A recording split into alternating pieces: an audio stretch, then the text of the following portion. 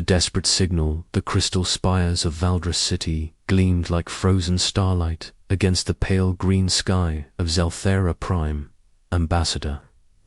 Lyria Moonwhisper stood at the highest observation deck of the Harmony Tower, her silver hair flowing in the gentle, artificial breeze. Her large, luminescent eyes reflected the beauty of her homeworld. But today they were filled with desperate fear. Below her, the peaceful gardens and floating platforms that made up the capital showed signs of hasty evacuation. The Zelari people, with their tall, slender frames and translucent skin, moved with unusual urgency through the crystal pathways. Their natural grace seemed disrupted by the terror that gripped their civilization. Lyria pressed her delicate hand against the communication panel embedded in the tower wall. The device hummed with soft harmonic tones, but the responses coming back were all the same: rejection, indifference, cowardice. Her assistant, Kale Starweaver, materialized beside her through the tower's transport beam. His usual calm demeanor was shattered, and his skin flickered with the nervous light patterns that betrayed deep anxiety among their species. Ambassador Kale's voice carried the musical quality of their language, but it wavered with emotion. The Confederation Council has denied our request for military aid. They claim the risk to their own territories is too great. Lyria closed, her eyes feeling the weight of her entire species pressing down on her shoulders. The Zelari were philosophers, artists, and healers. They had spent millennia perfecting their understanding of the cosmos through meditation and scholarly pursuit.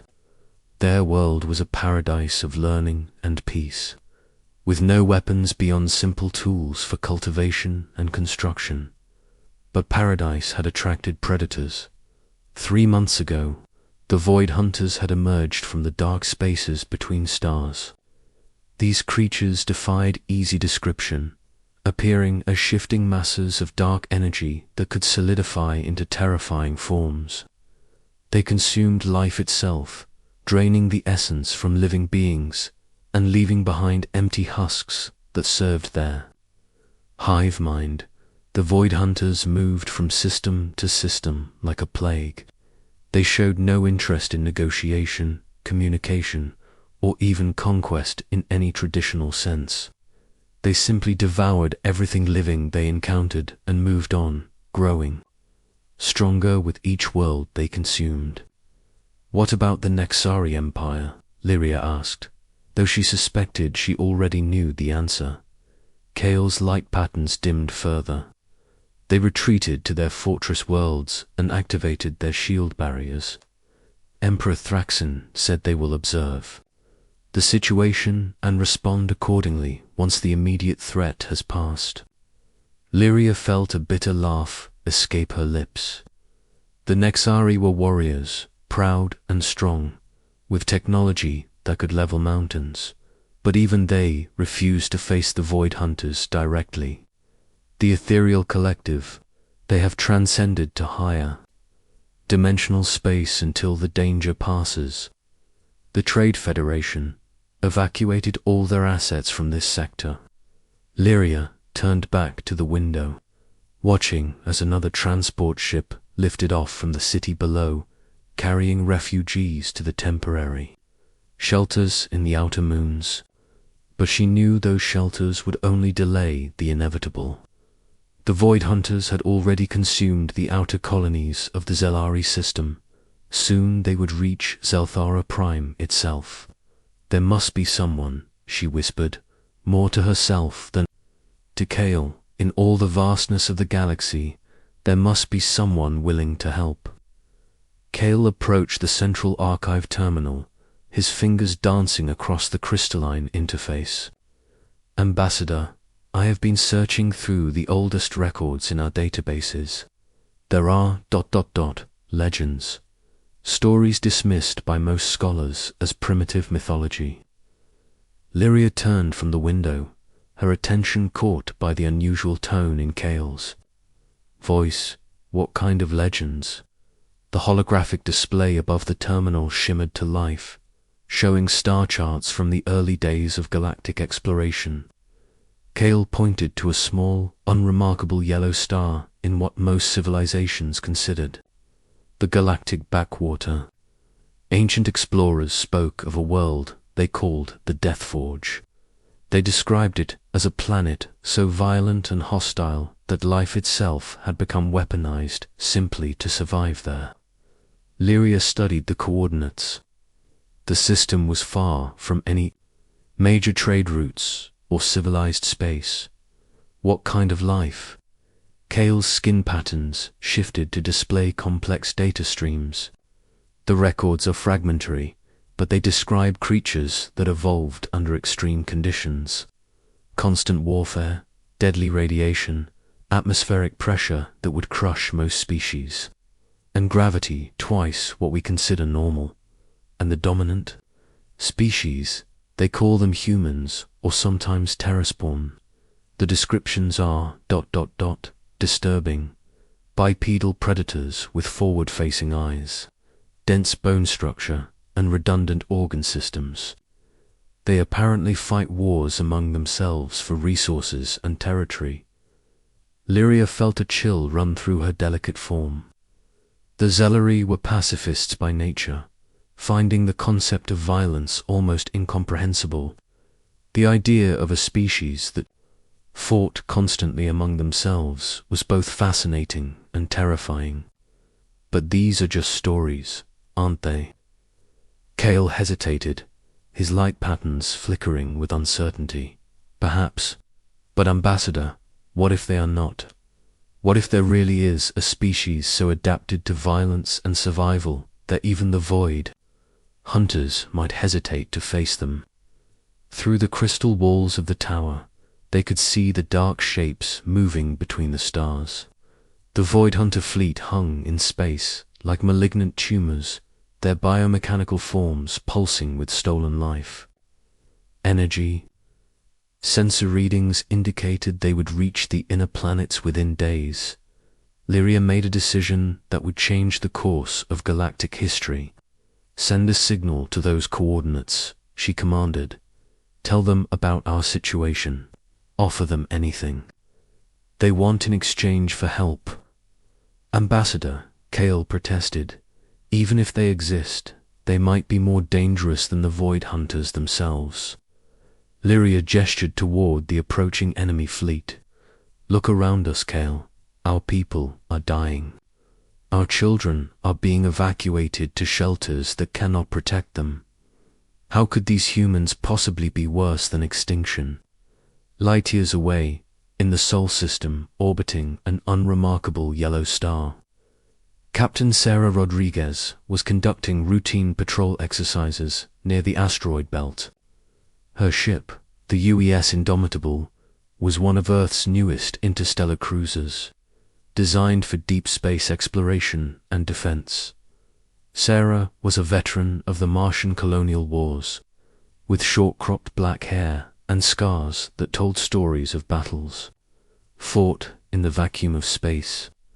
Her crew respected her not just for her tactical brilliance, but for her willingness to risk everything to protect those under her command.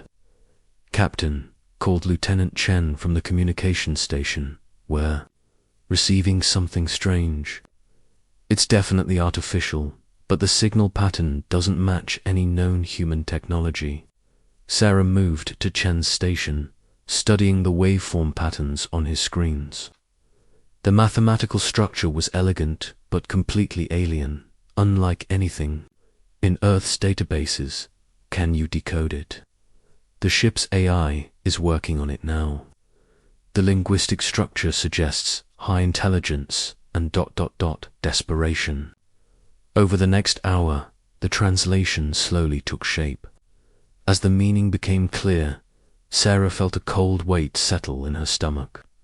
Someone out there in the galaxy was dying, and they were asking complete strangers for help. Dr. Marcus Chen, the ship's xenobiologist, reviewed the translated message with growing amazement. Sarah, If this is genuine, it represents the first confirmed contact with an alien civilization. And they're asking us to fight their war, Sarah replied grimly, against something that has already destroyed multiple star systems. Sarah studied the tactical data included with the message. The descriptions of the Void Hunters matched some of humanity's worst nightmares about alien invasion. Self-repairing biomechanical ships, parasitic control of captured beings, and complete consumption of all life in their path. What's our current distance from their coordinates? Approximately 3 weeks at maximum hyperspace velocity. Sarah thought about her orders from Earth Command. Explore, observe, make peaceful contact if possible. But these aliens weren't asking for a diplomatic meeting. They were asking for a military intervention in a war that had already consumed multiple civilizations. She also thought about her grandfather, who had fought in Earth's last great war against the corporate colonies. He had always told her that the measure of a person wasn't how they treated their friends, but how they responded when strangers needed help. Chen, send a response. Tell them help is coming. Then get me a secure channel to Earth Command. Within hours, the corridors of Lunar Command buzzed with unprecedented activity. Admiral Catherine Torres reviewed the alien message with a mixture of excitement and dread. Humanity's first contact with alien life, and it was a request to fight an interstellar war. What do we know about these?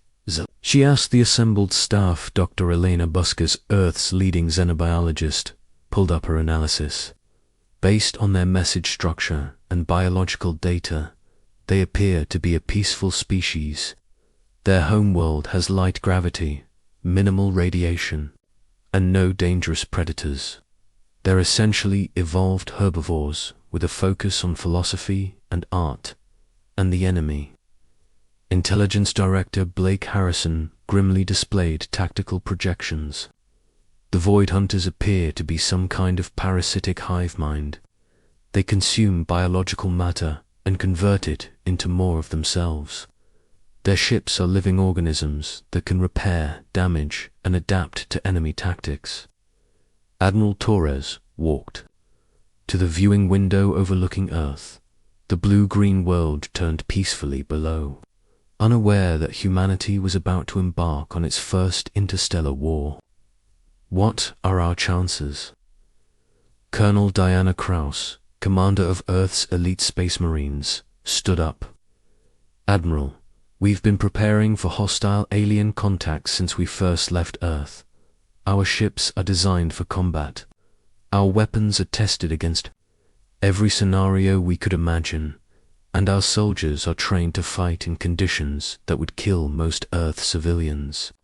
But this enemy has already defeated multiple civilizations. Then we'll have to be better than they expect. Admiral Torres made the decision that would define humanity's place in the galaxy. Prepare the fleet. We're going to answer their call for help. The Deathworlders arrived 3 weeks later. The human fleet dropped out of hyperspace at the edge of the Zelthera system. Captain Sarah Rodriguez stood on the bridge of the Indomitable, leading a task force of 12 warships and 4 support vessels. It was the largest military force humanity had ever deployed beyond their own solar system.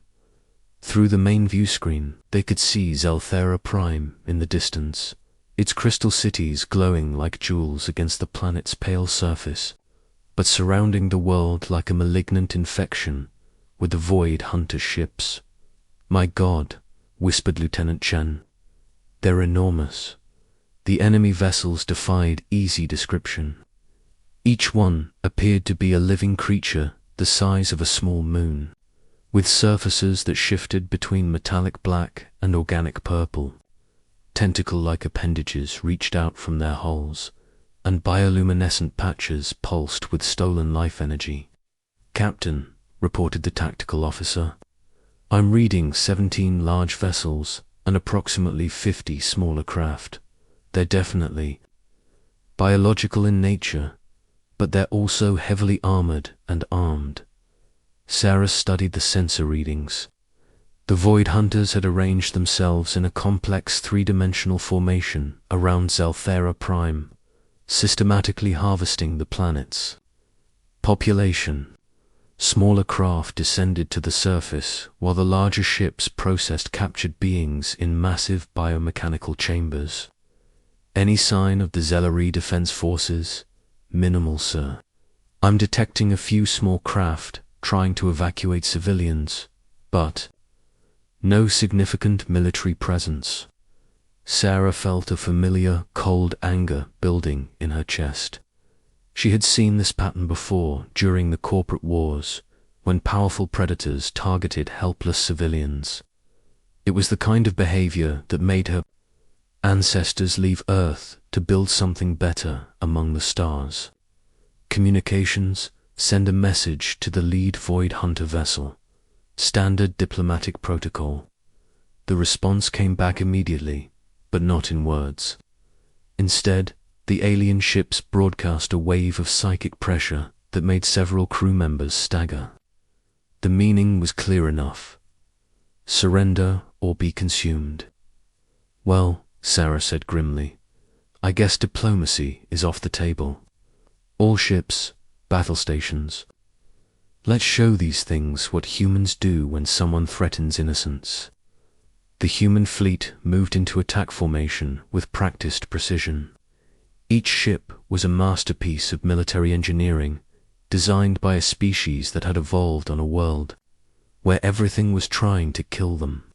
Heavy armor plating, redundant systems, and weapons that could crack asteroids.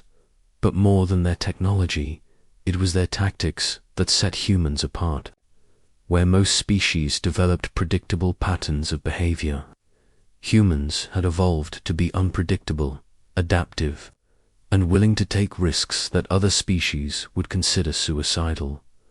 The first Void Hunter vessel to engage the humans learned this lesson too late. Sarah's ship, the Indomitable, dove directly toward the largest enemy vessel, a massive creature that resembled a cross between a jellyfish and a battleship. The Void Hunter's biomechanical weapons fired streams of corrosive energy, but Sarah's pilot threw the ship into a spiraling dive that avoided the worst of the attack. Return fire, all batteries. The Indomitable's main guns opened up with a sound like thunder.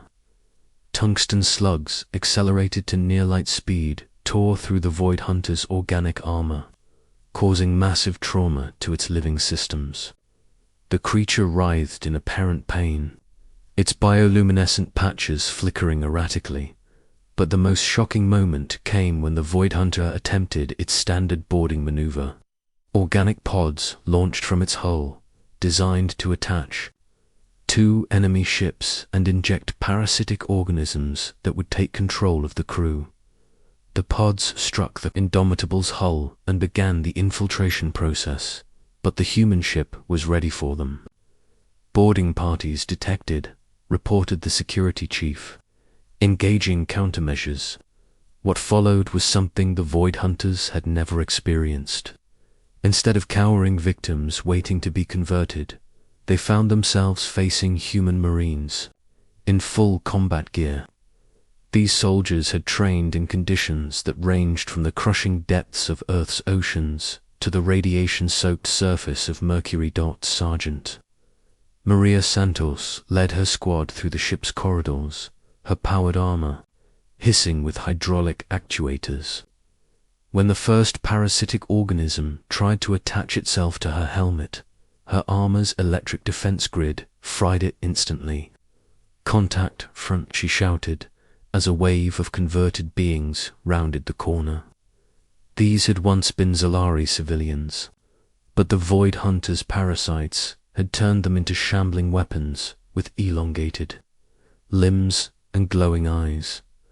The human Marines responded with devastating efficiency. Their weapons had been designed to stop everything from angry grizzly bears to armored vehicles. against the lightly built converted beings. The effect was overwhelming, but it was the psychological impact that truly shocked the Void Hunter hive. Mind. For the first time in their expansion across the galaxy, they encountered a species that not only resisted their parasites, but seemed to enjoy the fight. Asterisk, these creatures are defective. One Marine laughed as he cleaved through another wave of attackers with a plasma cutter. They don't even know how to fight dirty. Back on the bridge, Sarah watched as the battle unfolded across multiple fronts. Her fleet was outnumbered, but the humans were proving that numbers weren't everything. Captain Cross reporting, came the voice of Colonel Diana Cross from the assault ship Thunderstrike. My Marines have secured the primary Void Hunter vessel. The enemy appears to have no experience fighting opponents who can adapt and counterattack. What's their weakness? They rely entirely on their parasites and conversion process. When that fails, they have no backup plan. They're like sharks, dangerous in their element, but helpless when you drag them onto land. Sarah smiled grimly. Earth's oceans had produced plenty of sharks over the millennia. Humans had learned to deal with all of them. All ships pressed the attack. These things picked the wrong species to mess with. Down on Zelthera Prime, Ambassador Lyria, Moon Whisper, watched the battle from her shelter deep beneath the Crystal City. The Zelari had never seen anything like it. The human ships moved with a deadly grace that spoke of countless generations of warfare, while their tactics displayed a creativity and adaptability that left the Void Hunters completely unprepared. "They're magnificent," whispered Kale, his light patterns flickering with awe and terror. "And terrifying," Lyria nodded, watching as human fighters dove between the asterisk. Lyria nodded, watching as human fighters dove between the massive Void Hunter vessels like predatory fish attacking a school of sluggish prey. Each human ship was small compared to the enemy, but they fought with a coordination and ferocity that spoke of a species forged in conflict. The tide of battle turned when Captain Sarah Rodriguez made a decision that would become legendary among both species. Seeing that the largest Void Hunter vessel was attempting to escape with a hold full of captured Zelari civilians, she ordered the Indomitable into a ramming course.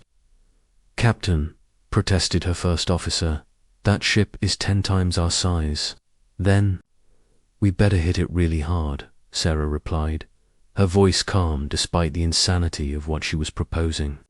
The Indomitable accelerated to maximum velocity, its engines screaming as it dove toward the fleeing Void Hunter. At the last moment, Sarah fired every weapon the ship possessed directly into the enemy's propulsion organs. The collision was spectacular. The human ship's reinforced bow, designed to punch through asteroid debris, drove deep into the Void Hunter's organic hull. The creature's death scream echoed across multiple dimensions, causing the entire enemy fleet to falter in confusion and pain. But the Indomitable had done more than just kill one enemy ship. The psychic feedback from the creature's death disrupted the Void Hunter's hive-mind connection. Suddenly, the parasitized beings throughout the system began breaking free of their mental chains. The battle became a rout. Faced with enemies they couldn't convert, tactics they couldn't predict, and a ferocity they had never encountered, the remaining Void Hunters fled into deep space. Those that couldn't escape were hunted down by human fighters that pursued them through asteroid fields and into the outer planets. When the last enemy vessel was destroyed, an unprecedented silence fell over the Zelthera system. For the first time in months, the stars shone down on a world free from the shadow of the Void Hunters. Captain Sarah Rodriguez, her ship badly damaged, but still functional, received the first communication from the planet's surface. Human vessels, This is Ambassador Lyria Moonwhisper of the Zelari people. We... We cannot find words sufficient to thank you. You have saved our entire civilization." Sarah looked around her battered bridge at her exhausted crew. They had traveled across the galaxy to fight a war for people they had never met and won against. Impossible odds. It was exactly the kind of thing her grandfather would have been proud of. "Ambassador," she replied, "humans have a saying. When someone calls for help, you answer. That's just who we are." In the weeks that followed, the galaxy would learn that the peaceful age was ending. The arrival of humanity on the interstellar stage marked the beginning of a new era, one where predators would have to think twice before targeting the innocent. And in the crystal cities of Zelthera Prime, the Zelari began composing the first songs and stories about the day the Deathworlders came to save them. They spoke of beings forged in violence but tempered by compassion, warriors who crossed the void itself to answer a stranger's cry for help. The age of the Void Hunters was over. The age of humanity had begun. Asterisk.